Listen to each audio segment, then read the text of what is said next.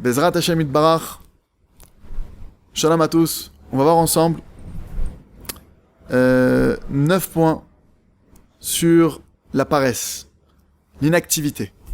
9 choses à savoir extrêmement importantes.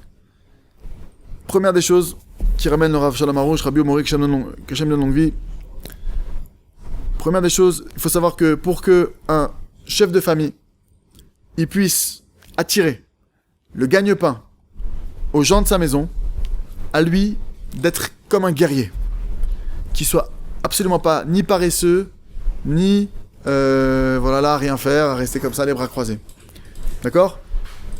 Le simple fait qu'un chef de famille, il va maintenant, même s'il sait pas comment, même s'il a pas d'idée, mais qui va maintenant redresser ses manches, retrousser ses manches, et qui va dire j'y vais, je vais chercher du travail pour ma famille, je vais me battre pour ma famille, je vais faire de mon mieux, en étant droit évidemment, en demandant à Hachem, en essayant de chercher comme je peux et surtout demander de mettre le maximum de mes efforts, en tout cas de bouger, d'accord ? Ça en soi, ça attire la parnassa, ça attire le gagne-pain chez lui. Donc comme vous l'avez compris, quelqu'un qui par contre se laisse aller à la paresse et à l'oisiveté, ça amène l'effet contraire. Dieu préserve. Deuxième point, d'accord ? Il faut savoir que l'empressement, le dynamisme, d'accord ? Le fait d'être dans un état de dynamisme, dans le mouvement, ça entraîne des pensées et des paroles positives. D'accord ? Et du coup, parce que la personne maintenant, si maintenant je reste englué comme ça, automatiquement ça va entraîner des paroles et des pensées négatives qui vont m'enfoncer un peu plus et m'enfoncer un peu plus. Donc maintenant déjà, même si maintenant je sais pas comment je dois faire pour sortir de ma situation, je cherche un travail ou je sais pas vraiment quoi faire, je m'accroche au dynamisme. Je m'accroche au fait d'être dynamique, je me trouve quelque chose à faire, je trouve un objectif, je trouve quelque chose de sympa à faire, je trouve quelque chose d'utile à faire, une mitzvah à faire, j'aide ma femme, mais je reste dans une activité. Je me parle à moi, hein. Je sais ce que vous pouvez me croire, je sais ce que c'est que on rentre du travail, c'est la guerre à la maison, on n'a qu'une envie, c'est de se reposer, etc. Donc, le fait d'être dynamique, mamache déjà, s'il y a des gens, si vous êtes touchés par le problème d'être négatif dans vos paroles ou dans vos pensées, efforcez-vous d'être dynamique. Le fait d'être dynamique, de se mettre en mouvement, à faire des choses, ça déjà, ça va avoir un effet que vous allez positiver. Et automatiquement, quelqu'un qui est positif, on a envie de le côtoyer, on a envie de travailler avec lui, on a envie de travailler avec lui. Ok. Troisième point, il y a tellement de bonnes choses à faire sur Terre, d'accord ? Il y a tellement de choses incroyables à faire, de mamages, de belles choses. Tu peux parler avec Hachem, tu peux faire tes livres, tu peux aider ton prochain, tu peux étudier, tu peux vraiment apporter ta pierre à l'humanité, tu peux vraiment faire tellement de choses incroyables et merveilleuses aujourd'hui qu'il n'y a aucune raison de rester les bras croisés. Comme il dit Rabbi Yechia Ben Chetrit, que Hachem de longue vie, il dit t'as tout le temps de te reposer à 120 ans quand tu seras dans ton studio en longueur. Il dit là-bas, tu pourras prendre le temps de te reposer. Le Rav Aroush, il dit que Dafka là-bas, tu pourras faire des heures et des heures d'Idvodedou, tu pourras faire 6 heures, 12 heures, non-stop, tu pourras enchaîner. Mais si t'as pas pris l'habitude sur Terre de parler avec Hachem des heures et des heures, tu vas te retrouver en étant seul, comme ça, avec toi, en étant avec Hachem, ça va être l'angoisse dans la tombe. Quatrième point qui ramène ici, on va voir au total 9 points, d'accord, sur l'oisiveté.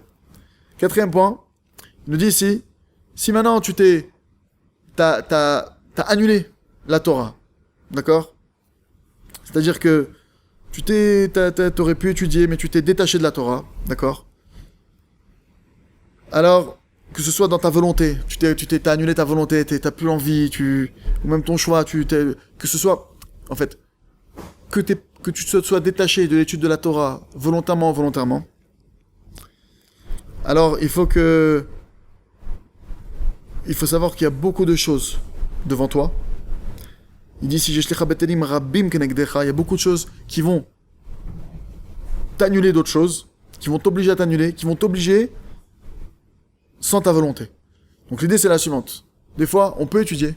Des fois, on peut prendre de la Torah. On peut maintenant aller chercher des messages divins, de chercher à comprendre.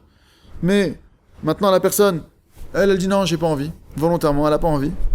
Alors il dit, puisque maintenant, volontairement, tu fais le choix de pas prendre, alors sache que tu vas avoir beaucoup d'autres raisons de pas pouvoir y retourner et de te retrouver à pas pouvoir faire contre ta volonté. Donc faire attention à ça, c'est les Pirkei Avot qui dit ça. Donc toujours, voilà, quand j'ai la possibilité d'étudier, qu'Hachem nous aide vraiment à essayer d'optimiser notre temps. Encore une fois, dans une mesure, mais c'est d'essayer toujours. Des fois, on se dit non, là j'ai la flemme d'étudier 1 heure. Ok, fais 5 minutes. Prends 5 minutes. Prends 2 minutes. Gratte. Et quand tu finis 2 minutes, essaie de voir, je peux pas encore faire 2 minutes. Allez, encore 2 minutes. Des fois, tu vas finir à faire 1 heure comme ça. Des fois, tu vas finir, tu auras fait 5 minutes. Mais tu n'allais rien faire. D'accord ? 5e point qui ramène ici le Rav. Le judaïsme et l'oisiveté. D'accord ? C'est 2 choses qui sont complètement opposées l'une à l'autre. De manière absolue.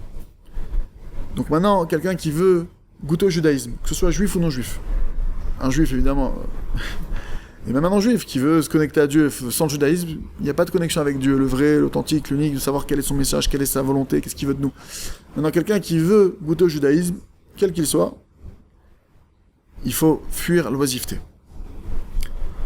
6e point qu'il ramène ici, il dit un homme qui a une prise de conscience adéquate, un homme qui fait asseoir son esprit, qui prend conscience, il peut voir les gains exceptionnel et merveilleux qu'il a en servant Dieu, et du coup, juste en prenant le temps de réfléchir, si je fais ça, qu'est-ce que ça rapporte ? La Torah le dit, voilà le salaire, voilà ce que tu gagnes, voilà ce que ça t'apporte. Tu prends le temps de prendre conscience de tout ça, du coup ça entraîne que quoi ? Que tu t'arrêtes pas une seconde. Quand tu prends conscience des trésors que tu peux amasser, des joyaux et des diamants, que la vie elle est merveilleuse, qu'elle est bien incroyable, que tu peux avoir une vie merveilleuse et la faire partager à l'humanité, à ton entourage, vraiment que tu prends conscience de ça, tu t'arrêtes pas un instant. Ce qui veut dire que quand tu t'arrêtes, c'est pas parce que Dieu préserve quelqu'un de méchant. T'as juste perdu la conscience, l'importance et la valeur de ce que c'est que servir Hachem, ce que c'est que jouer ton rôle sur cette terre, ce que c'est que jouer ta mission de vie. On a tous une mission de vie. T'as perdu juste ça, t'as perdu le cap. Mais t'es quelqu'un de bien au fond. Ce qui veut dire que maintenant, comment je me remets en place ? J'arrête les téléphones, j'arrête toutes ces choses qui me perturbent. Et je me demande, voilà, je suis à 120 ans maintenant. Je vous donne un petit exercice comme ça à faire. J'imagine, j'ai 120 ans. Je suis au dernier jour de ma vie. Qu'est-ce qui me rendrait fier ? Regarde, imagine, regarde derrière toi maintenant. Qu'est-ce que tu as pu faire qui te rend fier maintenant ? T'es à 120 ans et t'es extrêmement fier de toi. C'est quoi qui te rend fier ? Et tu vas voir ce qui va rester sur le tapis. Et ce qui va rester sur le tapis, c'est à ça que tu dois t'atteler. C'est à ça que tu dois t'investir. C'est un exercice pour faire vraiment un tri sur les choses qui nous sont inutiles véritablement. Donc, il faut savoir que c'est pas quelqu'un maintenant qui a compris le sens de sa vie, le sens, le but de ce monde. C'est pas parce que maintenant quelqu'un l'oblige.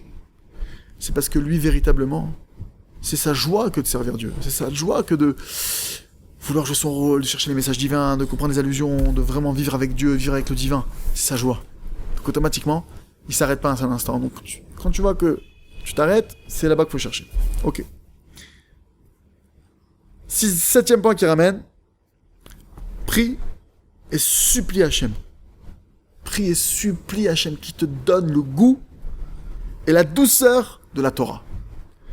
Et grâce à ça, tu voudras jamais t'en détacher. Encore plus que tu voudras, a fortiori, que tu voudras pas rester comme ça à rien faire. Parce que si quelqu'un il a véritablement le goût et la douceur de l'étude de la Torah, de la Tfila, c'est impossible qu'il fasse autre chose. C'est un goût qu'on peut pas... Pour vous donner juste un exemple contemporain. Rav Ovadia Yosef Zatzal, c'est arrivé, pas une fois, pas deux fois, plein de fois, qu'il oublie d'aller dormir. Vous allez me dire, mais c'est pas possible. Ça n'existe pas un être humain qui oublie d'aller dormir. Si il se met à étudier à minuit 1 heure, il dit bon, je vais étudier encore 1 heure ou 2, après je vais dormir.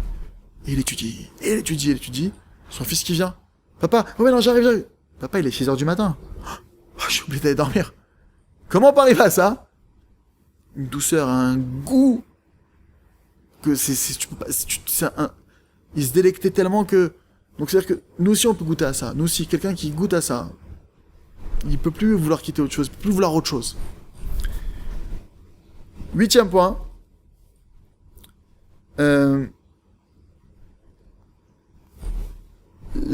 Quant au fait de vouloir voyager aujourd'hui, la notion, les gens, tout le monde veut voyager, etc. D'accord, parce qu'on a l'habitude de se balader, et de voir des terres, et de voir du pays, d'un autre pays à un autre pays. c'est une perte de temps qui vaut très très cher pour la vie. Parce qu'en réalité, c'est possible d'obtenir et de connaître beaucoup plus de choses grâce à l'étude de la Torah. Beaucoup plus que si tu avais fait tout le tour du monde. Tu peux atteindre des connaissances et des conceptions et des perceptions beaucoup plus que si tu voyageais et que tu rencontrais des gens et des civilisations, ce que tu veux. Tu pourras aller beaucoup plus loin. Dernier point, concernant la oisiveté.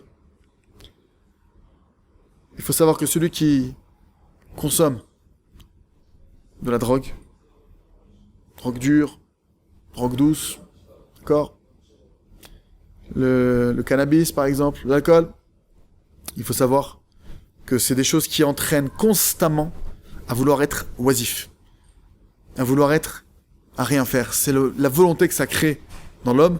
Donc évidemment, combien il faut tout faire pour s'en détacher. Et je vous invite à aller voir le cours qu'on a fait sur ce site, sur Breslev.co, qui s'appelle la drogue. Véritablement, Chazak, Venit Chazek.